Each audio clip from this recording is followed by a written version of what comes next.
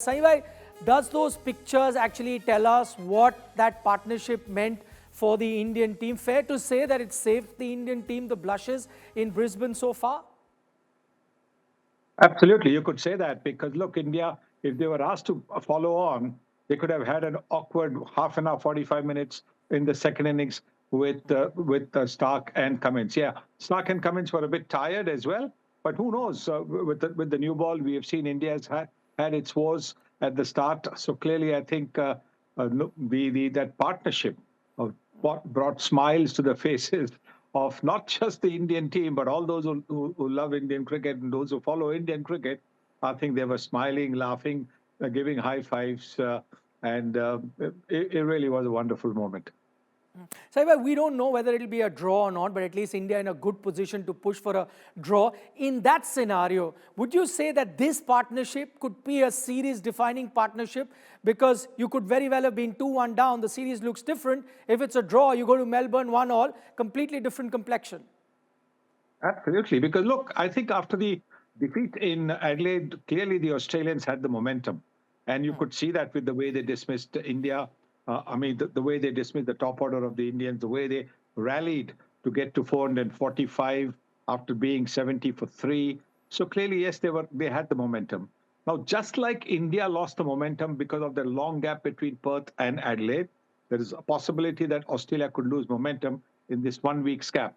And it gives India the time to lick its wounds and come back stronger for the Melbourne and the Sydney tests.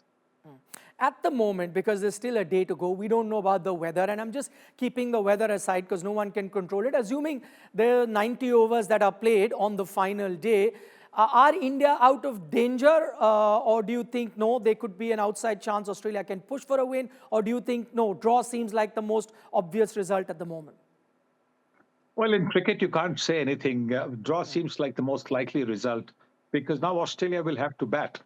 And looking at the kind of batting ability that the Indian team has, we've got all players who can take the game away in a jiffy. So they will not give us a score of around 240, 250 to chase. Out of 98 possible overs tomorrow, what they'll be looking to do is if they can get India out in the first half a dozen overs or so, they'll be looking to give India at least 60, if they have to get the Indians all out, anywhere between 50 and 60 overs to bat. So that is what they will look to do and see if they can cause some dents in the Indian middle order, cause a little more dent in the confidence as well. Okay, Saima, that's the way Australia would be looking at. I was doing my math, assuming they do bat for that 30 odd overs, try and give India a target anywhere between 320, 330, somewhere around that, 60 odd overs. Would India take the risk of going for it, 6 and over? We've seen the Indian team do that in the past. Or do you think, no, at the moment, the confidence of the top order, it's better to err on the side of the caution, so just play conventional cricket, eke out a draw? What would you think should be the approach for the Indian batting lineup? Depends on the kind of start that the Indian team gets in the second innings. They get a good start, then with the kind of batting lineup that they have down the order, there is at number 4, there's Kohli at 5, there's Pant at 6, there is Rohit Sharma at 7, there is Jadeja who batted so well, brilliantly. So yes, they could possibly look to get the runs. Supposing they are asked to score about 150 runs, 160 runs in the post-T session, who knows? They could go for it if you have about 35 overs. Easily, they'll try and go for it if they have wickets in hand. How much, because we were talking about what is it that India needs to do and what are India's chances, one for a draw, one even for an outside chance of a win. How much does it now going to dent Australia's chances, the fact that there is no Hazelwood? So you're effectively playing with 2 fast bowlers. Mitch Marsh also hasn't been bowling, so you can't have a 2-pronged pace attack. Nathan Lyon has been bowling from one end. To effectively go with 2 fast bowler and a spinner, how does that dent Australia's chances going into day 5? By a big way, because Hazelwood has been the wicket taker. He actually gets the new ball ahead of Pat Cummins. Pat Cummins comes in first change, so it just tells you the high regard that Hazelwood is held in Australia. Stark and Hazelwood open the bowling, so his absence is going to make a big difference, which will also be taken into consideration because now what the Australians will be looking to do is to see do you want to tire your 2 main bowlers? Do you want them to break down? There could be a breakdown, Mitch Stark and Cummins. So what happens for the next two test matches? All these factors will be there. So clearly, I think the session before lunch will be the determining one. How many runs do Australia get in that session? All those kind of calculations will happen, and it may be around lunchtime is when you'll probably get an idea. In case there is play, mind you, you're right about the weather forecast not being very good.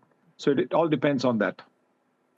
So I'm going to talk about KL Rahul. He's now, the highest run getter for India in this series. There was this debate whether Rohit should open, KL Rahul should open, and of course the world was divided. Both had, both sets of people with their opinion had valid reasons to support why Rohit should open or why KL should open. Do you think that debate has ended, at least for this series? Now going forward, probably India might have, 5 innings. There's only one man who can open alongside Jaiswal now. Is that settled? Absolutely settled, totally settled. With the way he's batted throughout these 3 test matches, Rahul has to open. Rohit Sharma has not been in good form over the last 4-5 matches, not just these 2 matches here, but over the last 4-5 matches. So it makes sense to go in with a batter who's in very good form.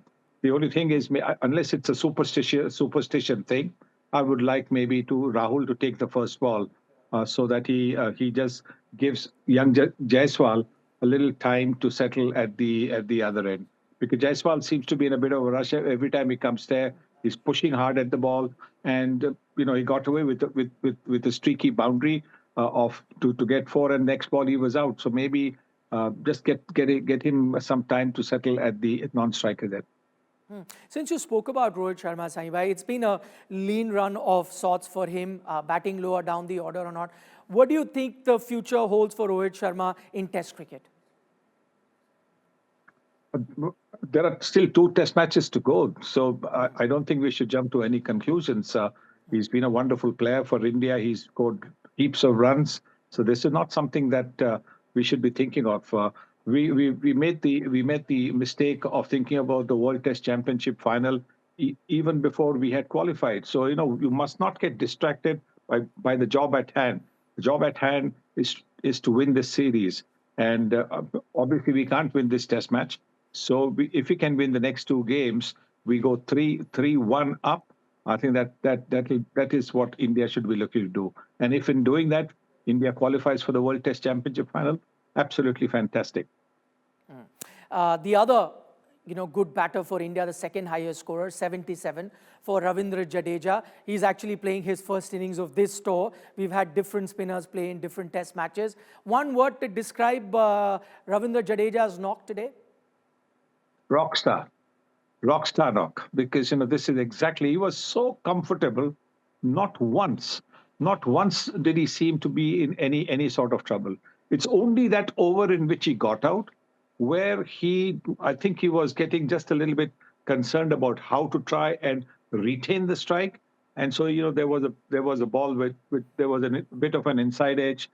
He played and missed. So till then he was looking so secure. It was when he was batting, and he and Rahul were batting, it was just a joy to watch them bat and to see the way they negotiated the pace and bounce.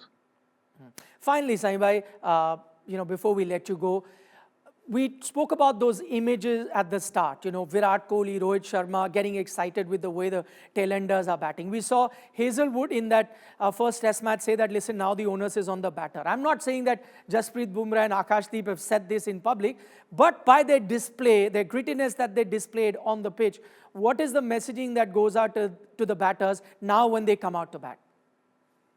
I think more than that, I think the message, because look, when they came into bat, you have to say that Stark and Cummins had bowled a lot of overs.